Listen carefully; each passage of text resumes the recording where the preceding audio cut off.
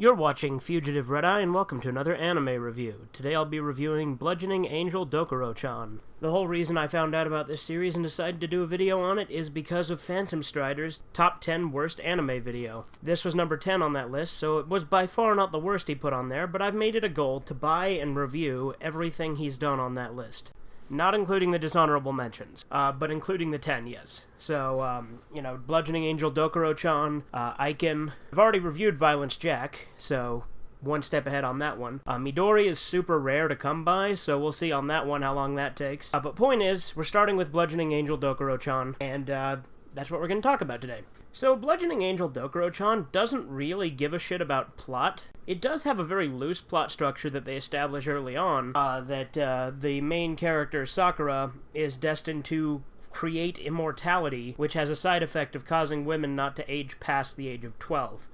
Obviously, you can imagine there's some connotations with that, but that's not really addressed very much because that world is only mentioned maybe 3 times in the entire series, the world of the future. But essentially, these angels get sent back in time to stop him from creating said world. Not because of the weird connotations, but because immortality is a sin or something like that, I don't remember. Again, they don't really focus too much on plot, and that loose structure about that kind of gets forgotten. The angels are sent back to kill him, that's what they're supposed to do. But the main one, an angel named Dokuro, decides to not kill him and live with him and basically prevent him from creating said world by just distracting him the whole time. Even though she doesn't want to kill him, she kills him on a regular basis and revives him with this very repetitive chant, piru, piru, piru, piru, pi. So there you go. The other angels do try to kill him at first, particularly Sabato-chan, but then later on she's just fine with him and gives up on it, because again, they just kind of say fuck you to the plot and just throw it out the window. Other than that, Dokuro's sister comes in at the end of the first season to take her back to the future by force because she's a traitor. But then in the second season, she just lives with them and doesn't care anymore. Again, they don't really care too much about plot. That said, the plot isn't the main focus of it. It's very much a slice-of-life comedy. Many weird things happen, obviously. Character motivations don't make any sense, as you'd imagine with some of the stuff I've already outlined. None of the students seem to give a shit that Dokuro is an angel. In fact, Sakura even comments that you should be more surprised by this and not just brush it off as normal.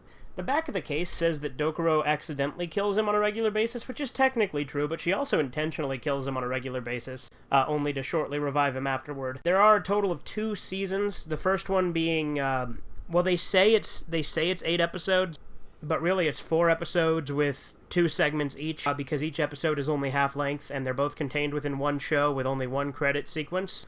I'd count it more as 4 episodes for the first season and 2 episodes for the second, because it's split into 2 segments per episode.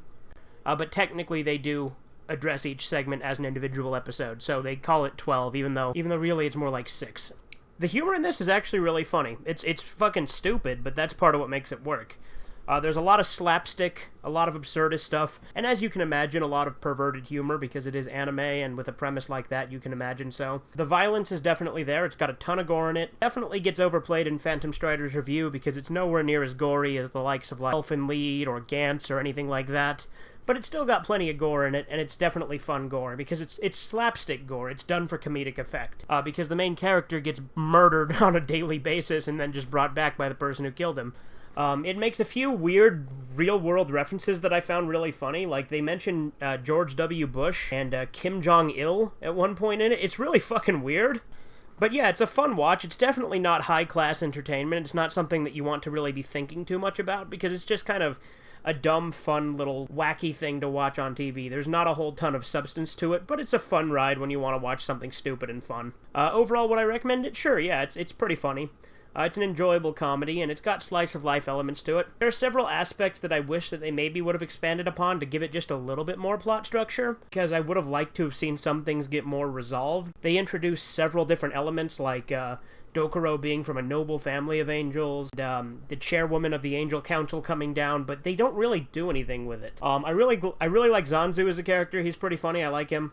And some of the stupid, absurd stuff that happens is really fun. It's an entertaining show, definitely. But don't go into it expecting, deep, story-driven adventures. Go into it expecting more of, like, wacky, over-the-top slapstick that's just kind of insane and weird. If you're into weird, just kind of over-the-top, absurd humor, it's definitely one worth checking out. And it's a fun little short series. But yeah, That's the first part of my Fuck Phantom Strider series. Obviously, I'm mainly doing this as kind of a joke, but I enjoyed it.